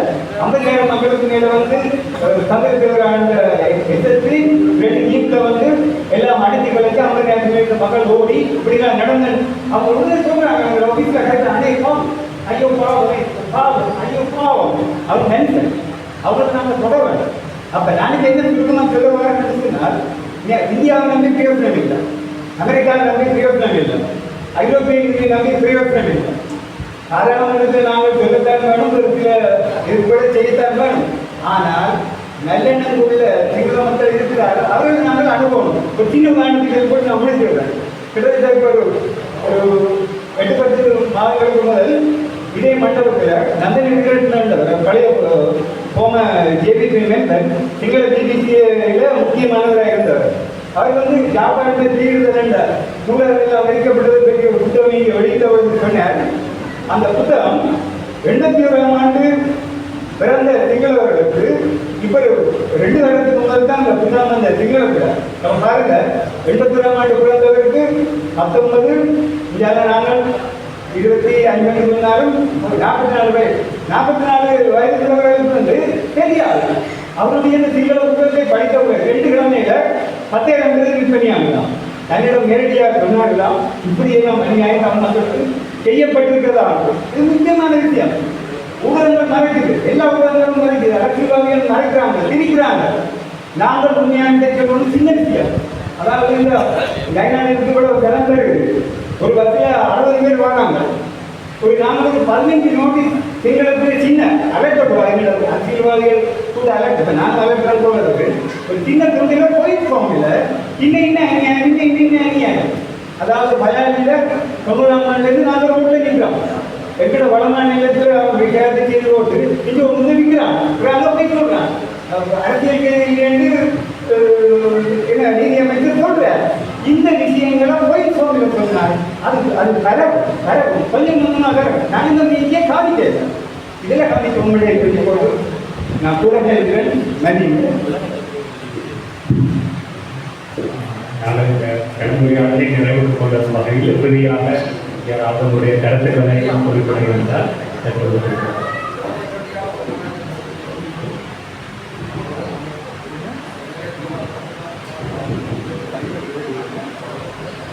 வணக்கம். நம்மள பல பேருடைய கருத்துக்களை ஒன்று 1998ஆம் ஆண்டு முதல் பயங்கரவாத நடைபெற்றது நான் கைது செய்யப்பட்டு நிகழ்ச்சி சொல்லியிருக்கிறோம். அதனால் ஜெயித்தல் இருந்தால் எப்படி இருக்கும்ன்றது நான் இங்கே உயர்ந்த அனுபவமாக பார்த்தோம். பிணைந்து தான் முடிவாங்க. அதே போல் உங்களுக்கு தெரியும், நான் பாராளுமன்ற உறுப்பினர் இருக்கிற போது 2011ஆம் ஆண்டில் நொச்சியாகமவில் வந்து சுடப்பட்டவர்கள் இன்றைக்கு சுதந்திரமாக இருக்கிறார். சுத்தவர்கள் சுதந்திரமாக இருக்கிறார். 6 தடவைகள் 4ஆம் ஆண்டில் விசாரணைக்கு போகிறார். 6 தடவைகளும் விசாரணைக்கு போயிட்டு எப்படி இருக்கும், என்ன கேட்டிருப்பார்கள், என்ன நடந்திருக்கோம்ன்றது அறிஞர் பாராளுமன்ற உறுப்பினர் வந்தார். அரசியல் கைதிகளுடைய விடுதலையில் 2010ஆம் ஆண்டில் இருந்து நான் பாராளுமன்ற உறுப்பினர் வந்த காலத்திலிருந்து நாங்கள் எடுக்கக்கூடிய பல முயற்சிகளை முன்னெடுத்திருக்கோம். அதில் ஓரளவு வெற்றியும் கண்டார். குறிப்பாக தமிழில் உட்பட பல போராளிகள் வெளிக்கடை மெகசிந்த பூசாக இருக்கிறவர்கள் நான் நேரடியாக சென்று பார்த்திருக்கிறேன். அவர்களோடு விளையாடுகிறேன். பெருநாட்கள் வருகிற பொழுது அதை ஒரு சாக்காக வைத்து அவர்களோடு இன்னும் கூட விளையாடி அவர்களை வெளியில் எடுக்கிறதுக்கான முயற்சிகளை நாங்கள் அந்த நேரத்தில் பல கட்சிகளாக நான் தனியாக இருக்கிறேன். பல கட்சிகளாக தான் முயற்சி செய்து வெற்றி கண்டார். அந்த முயற்சியினுடைய வெற்றி பல பேர் வெளியில் வந்திருக்காங்க. 2015 19ஆம் ஆண்டுக்குள்ள 103 அரசியல் கைதிகள் விடுதலை செய்யப்பட்டார். இங்கே எத்தனை பேர் அந்த ஞாபகத்தில் இருக்கிற கைதிகள் செய்கிறார்கள். சிலவர்களுக்கு நிறுவன நியாயங்களை சொல்லப்போகும். அரசியல் கைதிகளாக 103 பேர் 2015 19 மாகாண சபை பொழுதும் நாங்கள் அரசோடு பேசி மின்னங்களை சத்தம் போடாமல் அவர்களை விடுதலை செய்ய செய்தாங்க. அதே நேரம் நாங்கள் அண்ணன் மாவட்ட நாகராஜா வீடோடு இல்லை. அவரும் நானும் ஒரு முறை நாளும் சிறையில் சென்று கிட்டத்தட்ட 3 மணி நேரங்கள் இருந்து பட்டியல் எடுத்து மைத்திரி பாலகிருஷ்ணனோட கதைச்ச நாட்கள் உண்டு. இன்றைக்கு சால்சிவநாதனோடு இருக்கிற நீங்கள் இருக்கலாம். கூடுதலாக இந்த அரசியல் கைதிகள் விடுதலையில் சால்சிவநாதன் நிறைய தரங்கள் முயற்சி பண்ணி தலைவருடைய விடுதலையில் ஒரு காரணகர்த்தாவாக இருந்தது. ஆகவே அரசியல் கைதிகள விடுதலையில் நாங்கள் ஒன்றும் பார்க்காமல் இருந்ததாக அல்லது பேசாமல் இருந்ததாக சிலர் பேசிக் கொள்வது மனசுக்கு வருத்தமாயிருக்கு. இருந்தாலும் பரவாயில்லை, செய்ய வேண்டிய காரியங்களை அந்த நேரங்களில் செய்திருக்கலாம் என்று எனக்குள்ள நான் திருப்திப்பட்டுக் கொள்வேன்.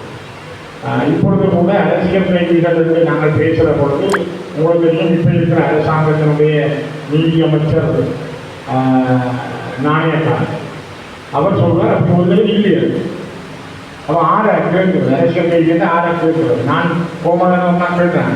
இல்லைடா இவன் இப்படி சொல்கிறான், நாங்கள் 6 கதைக்கிறோம். அப்போ அரசியல் கைதிகள் இத்தனை பேர் இருக்கிறோம். நான் பாராளுமன்ற பொதுத் தலைவராக இருக்கிற பொழுது இப்போ ஒரு ஆண்டுக்கு முதல் 22 ஒரு கேள்விகள். அப்போ சுதர்சன நாணயக்கார எனக்கு சொன்னார், அவர் ஒருத்தரும் இல்லை, அரசியல் கைதிகள் யாருமே இல்லை, அப்போ கேள்வி கேட்கிறார். இப்போ நான் அதுக்கு வாதிட்டு அவர் சொன்னார் எனக்கு 2 வாரங்களில் விடதாங்க ஒரு கடைசியிலேயே விடலை. அப்புறம் நான் இல்லாத நாளில் ஒரு நாள் வந்து விடையளிச்சதாக இப்போ அண்மையில் விடையளிச்சதான் நான் பாராளுமன்றம் இல்லாதது. ஆகவே இந்த அரசாங்கம் சொல்வது அரசியல் கைதிகளோட ஒரு இல்லை. அதே நேரம் இங்கே இன அழிப்பு எதுவும் நடக்கையில் இதுபோல் சர்வதேச விசாரணை தேவையில்லை என்று கேபினட்டில் டிசிஷன் எடுத்து பழைய அரசுகளை விட இன்னும் கொஞ்சம் முன்னேறி தங்களுடைய அமைச்சரவையில் முடிவெடுத்து வெளிவாவுக்கு அனுப்புகிறார்கள். இங்கே தேவையில்லை. ஒரு சரியான முரண்பாடு உடல்களையும் இருக்கு. நாங்கள் சர்வதேச விசாரணையை கோருகிறோம். இங்கே இருக்கிற போர்க்குற்றங்களில் ஈடுபட்ட மனித குலத்துக்கு எதிரான குற்றங்களில் ஈடுபட்ட எங்களை இன அழிப்பு செய்த இராணுவத்தை வெளிநாடுகள் தடை செய்ய வேண்டும். இராணுவத்தின் மீது நடவடிக்கை எடுக்க வேண்டும் என்று நாங்கள் தான் கோருவோம். அதே நேரம் எங்களுடைய போராளிகள் அரசியல் கைதிகளை விடுதலை செய்வோம் கேட்கிறோம். அவர்கள பக்கத்தில் சில நியாயங்களை சொல்கிற பொழுது உடனடியாக எங்களுக்கு சில விஷயங்களில் முன்னேறி போக முடியாத சூழல்கள் எங்களுக்கு. ஆகவே பொது மன்னிப்பு என்று நாங்கள் கேட்கிற பொழுது கூட அவங்க தங்கிற பக்கத்தில் சில பொது மன்னிப்பு உங்களை மக்கள் வழங்க விடமாட்டு திருப்பி என்னன்னு கேட்டீங்க நாங்கள் மௌனம் காக்க வேண்டிய சூழல் இருக்கிறோம். உண்மையில இந்த 10-12 போராளிகள் மிகவும் ஒரு இக்கட்டான சூழலுக்கு இருக்கிறார்கள். 30 ஆண்டுகள் 35 ஆண்டுகள் வானதஸ்லா இருந்த குடும்பத்தை நான் நேரடியாகவே பல தடவைகள் பார்க்கிறோம். பல பேர் போராளிகளுடைய குழுக்களை பார்த்தேன். ஆகவே நம்ம உண்ட விளங்கி கொள்ள வேணும். எங்கள்கிட்ட மிருகம் ஆக்ரோஷம் எல்லாம் இருக்கு. ஆனால் ஒற்றுமையாக பயணமாக நாங்கள் இவர்களை விடுதலை செய்கிற விஷயத்தில் அவர்களுக்கான அரசியல் இல்லையே. நாங்கள் அரசியல் கைதி இருக்குன்னு சொல்கிறோம். ரெண்டுக்கும் முரண்பாடு. சர்வதேச விசாரணை நாங்கள் வேணும், அவன் இல்லை அப்படி செய்யலாம். அப்போ இதே இந்த முரண்நிலைகள் இது வந்து ஒன்றே ஒன்று சம்மந்தப்பட்ட விஷயம். இன்னைக்கு மதிப்பு மேலே தொடர்புகள் நாங்கள் எல்லாத்தையும் வெளிப்படையாக பேசவும் மேலாம். வெளிப்படையாக பேசினா அதுக்கும் ஆயிரத்தி விமர்சனங்கள் வரும். ஆகவே ஒரு விஷயத்தை நாங்கள் புரிஞ்சு கொள்ள வேணும். அரசியல் கைதிகள் ஒரு டெல்குப்சம் சென்ற நேரம் அவரோட சிலையில் கொண்டார்.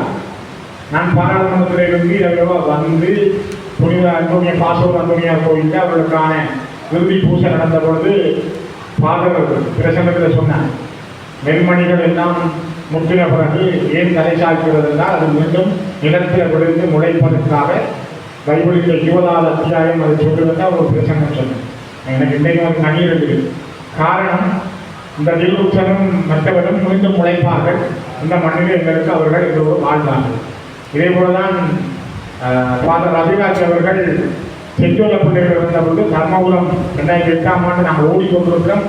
2008ஆம் ஆண்டு தர்மபுரம் மத்திய கல்லூரியில் வச்சு ஒரு பிரசங்கம் செய்தவர்.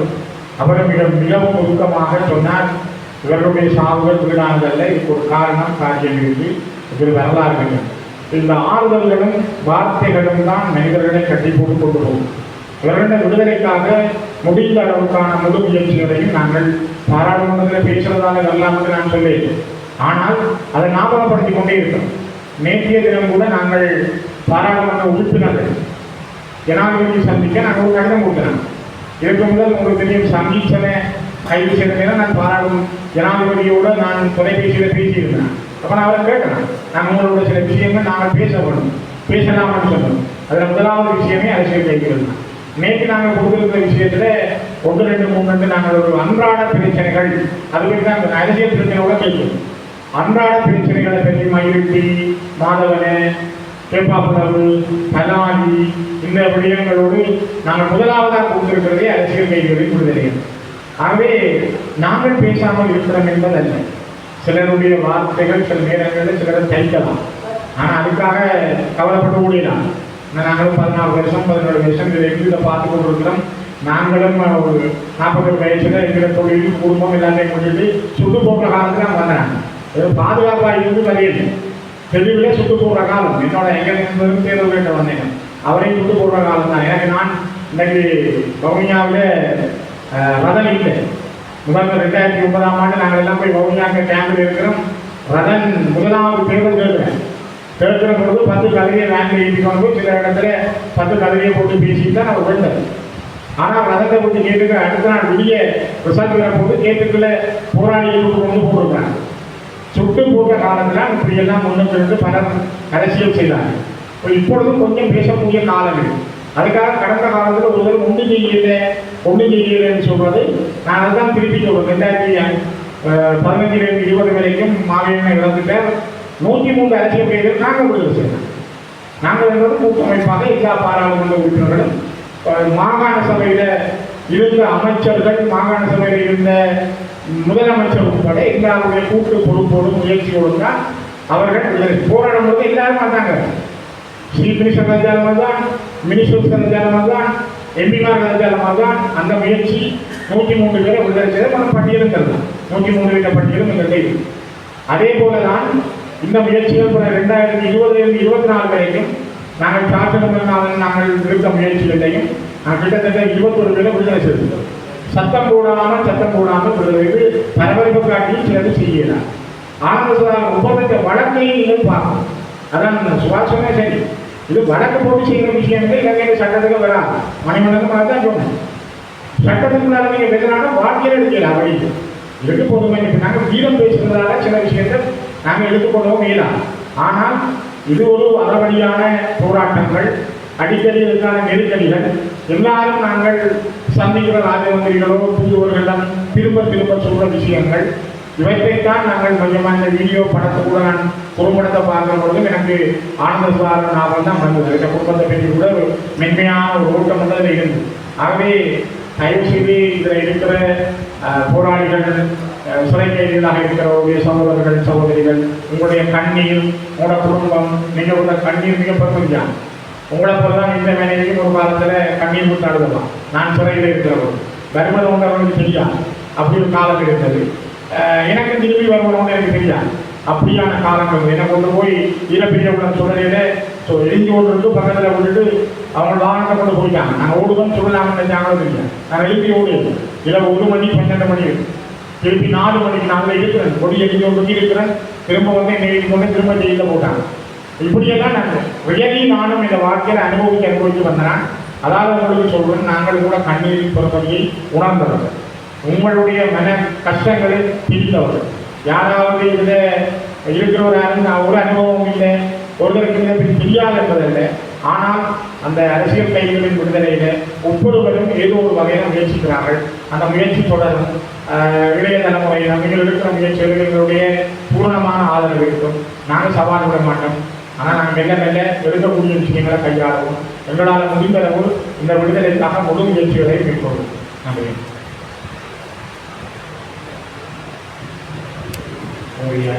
கருத்துக்களை தெரிவித்திருந்தால் இல்லாத பட்சத்தில் நாங்கள் இந்த உரைகளத்தை நிறைவு கொண்டு வரோம். உண்மையாகவே ஒவ்வொருவரும் தாங்கள் சார்ந்த ஒரு இதில் எவ்வாறான செயற்பாடுகளை மேற்கொள்ளலாம் என்ற கருத்துக்களை காத்திரமாக முன்வைத்திருக்கிறீர்கள். நிச்சயமாக இது உங்கள் எல்லாத்தையும் ஒரு கூட்டு பொறுப்பாகத்தான் இருக்க போது. நாங்கள் வெறுமனே பாராளுமன்ற உறுப்பினர்களாக இருக்கட்டும், இல்லாட்டி மத தலைவர்களோ ஒவ்வொருத்த மேலே நாங்கள் சந்தை போட்டு போகாது. இது எல்லாம் இந்த கூட்டு பொறுப்பாகத்தான் இருப்போம். இதில் நாங்கள் ஒரு தேசமாக தான் நாங்கள் எல்லாருமே சிந்தித்து எல்லாரும் ஒன்றிணைந்து தான் இந்த பணியை மேற்கொள்ளணும். உண்மையாகவே இந்த குரல் அமைப்புக்கு நாங்கள் வலிச்சு இருக்க வேண்டும் என்றால் இந்த அமைப்பினுடைய செயற்பாடு அரசியல் கைதிகள் விடுதலை. சிறையில் 10 அரசியல் கைதிகள் இன்னுமே இருக்கின்றார்கள். நான் ஒருவரை இவருடைய சேர்ந்த அந்த சிறைக்கு சென்று அவர்களை பார்க்கறதுக்கான சந்தர்ப்பம் கிடையாது. உண்மையாகவே அவருடைய இளம் தலைமையர்களுக்கு அந்த சிறை வாழ்க்கைகள் எப்படி இருக்கும் என்ற தன்மைகள் தெரிஞ்சிருக்காது. நாங்கள் படங்களை பார்த்து சிறைகளை பார்த்துக்கிட்டு இருக்கோம். ஆனால் அந்த வரிகளை நாங்கள் எங்கள் தலைமுறைகளுக்கு சொல்ல வேண்டும். ஏனென்றால் இந்த பிரச்சனை முடிய போவதில்லை. இதற்காக குரல் கொடுக்க வேண்டியவர்கள் அவர்கள் இளம் தலைமுறையினர். அவர்களுக்கு இந்த கதைகளை எங்களுடைய வழிகளை கொண்டு போய் சேர்க்க வேண்டிய ஒரு தேவை இருக்கும். அதற்காகவும் செயற்படுவோம். உண்மையாகவே எல்லாரும் சேர்ந்து ஒரு திரட்சியாக இந்த அரசியல் கைதிகளின் விடுதலைக்காக செயற்பட வேண்டும். அதற்காக செயற்படுவோம். இன்று ஏற்பட்ட இந்த இவ்வளவு பேர் இணைந்து இந்த விஷயம் தொடர்ச்சியாக போகப்படும். என்ன அடுத்த வருஷம் அந்த சிறை கைதிகள் விடுதலை தினத்தில் திருப்பி நாங்கள் கருதி கொண்டிருக்கிறதாக இருக்காது. இந்த விஷயத்தை முன்னகர்த்தி கொண்டு போவதற்கு எங்களால் என்னென்ன முடியுமோ அந்த பங்களிப்பை நாங்கள் செய்வோம். என்ற பல தளங்களிலே செய்ய வேண்டியிருக்கிறது. என்ற சட்டத்துறையில் செய்ய வேண்டியிருக்கிறது, ஜனாதிபதியிட்ட பொது மன்னிப்பில் வேலை செய்ய வேண்டியிருக்கிறது. அடுத்த சர்வதேச நாடுகளுடைய சங்கங்களுக்கு நாங்கள் இந்த விஷயங்களை சர்வதேசத்துக்கு கொண்டு போக வேண்டியிருக்கிறது. ஐயா சொன்ன மாதிரி சிங்கள மக்களுக்கு இந்த பிரச்சனையை நாங்கள் சொல்ல வேண்டியிருக்குது. அதை விட மேலதிகமாக எங்களுடைய மக்களுக்கே இந்த பிரச்சனையை சரியாக சொல்ல வேண்டிய தேவை எங்களுக்கு இருக்கு. அதுவும் ஒவ்வொருவரும் அந்த பொறுப்பினை கையில் எடுத்து எங்கள் பணியாக இந்த கதை கொண்டு போகணும். ஏன்னா சும்மா காய்ச்சி கொண்டிருக்கிறதா விடுதலை பெருமாண்டா ஒவ்வொரு முயற்சிகளும் தான் அந்த விடுதலைக்கான முதல் படிகளாக அமையும். ஆகவே அதற்கான முதல் படியாக நாங்கள் ஒவ்வொருத்தரும் எங்களுடைய பொறுப்பாக எடுத்து அந்த பணியினை மேற்கொள்வோம். மேலும் இந்த நிகழ்வினுடைய ஒரு நிறைவுரையாக கோமகன் அவர்களுடைய உரையுடன் மறதிக்கு எதிரான நினைவுகளின் போராட்டம். சிறைகளில் படுகொலை செய்யப்பட்ட எங்களுடைய தமிழ் அரசியல் கைதிகளுடைய பொது நினைவேற்றல் நிகழ்வுக்கு ஒழுங்கு செய்யப்பட்டிருந்தது. இது பொது நினைவேற்றல் நிகழ்வாக 4வது வருடம் இது தொடர்ந்து நடந்து கொண்டிருக்கிறது. ஆரம்பத்தில் நாங்கள் அலுவலகத்தில் சிறைக்குள்ள செய்த நாங்கள் பின்னர் வெளியில் இதுக்கு ஒரு கட்டமைப்பை உருவாக்கி வெளியில் அலுவலகத்தில் பொது வழி திறந்த வழியில் இப்போ அரங்கு இருக்குல்ல. இந்த நிகழ்வு சூழல் பொது நிகழ்வை அடுத்த முறை பொது மக்களாகிய நீங்களும் மக்கள் சார்ந்த பிரதிநிதிகளும் இந்த நிகழ்வினை ஒரு பொது வழியில கூட்டு முயற்சியாக இதனை நினைவு கூறுவோம் என்று சொல்லி இந்த நேரத்தில் அன்பாக நாங்கள் வேண்டிக் கொள்கிறோம். இது ஒரு எங்களுடைய நிகழ்வு மட்டுமல்ல என்பதனையும், அதே போல பல பேர் பல விதமான கருத்துக்களை முன்வைச்சிருந்தார்கள். இந்த கருத்துக்கு வலு சேர்க்கிற வகையில் அந்த வலு சேர்க்கிற வலு செயற்பாட்டு வழியில் கொண்டு வரக்கூடிய இன்னும் ஒரு உரையாடல் தளம் விரைவாக ஏற்படுத்தணும் என்று நாங்கள் விரும்புகிறோம். உண்மையில் வருகை தந்து நாங்கள் வலிகளோடு இருந்த எங்களுக்கு நீங்கள் வருகை தந்து வலி இருக்கிறீர்கள் என்றது. ஆனால் 10 பேர் இந்த 30 வருஷம் முன்னுக்கு இருக்கிறார்கள் என்ற ஒரு வலி அதை விட பெருசாக இருக்குது. இந்த நிகழ்வின் அழைப்பை ஏற்று வருகை தந்திருக்கின்ற மக்களுடைய பாராளுமன்ற பிரதிநிதிகள் மற்றும் சட்டத்தரணிகள், எங்களுடைய மதிப்புக்குரிய மதகுருமார்கள், சிவில் அமைப்பினுடைய செயற்பாட்டாளர்கள், கட்சி சார்ந்த பிரதிநிதிகள், எங்களுடைய போராளிகள், பல்கலைக்கழக மாணவர்கள், பொதுமக்கள், மாணவர்கள் என அனைவருக்கும் இந்த நிறைவில் நாங்கள் நன்றி சொல்லிட நெஞ்சில நிறுத்தி கொண்டு மீண்டும் அரசியல் கைதிகளுடைய செயற்பாட்டுக்கான ஒரு உரையாடல் தளத்தோடு நாங்கள் சந்திப்போம் என விரைவில் அந்த சந்திப்புக்குரிய திகழ்களை நீங்கள் தரும் பட்சத்தில் அந்த சூழலோடு நாங்கள் நிறைவு செய்து கொள்வோம். நன்றி. வணக்கம்.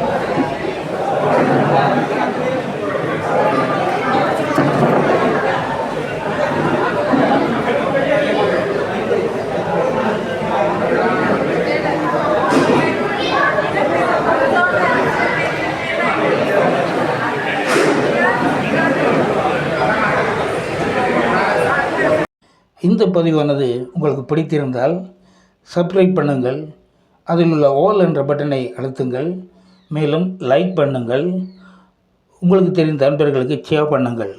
இவ்வாறு செய்வது எனக்கு நீங்கள் செய்யும் ஓர் உதவியாக அமையும் என்பது நிச்சயம்.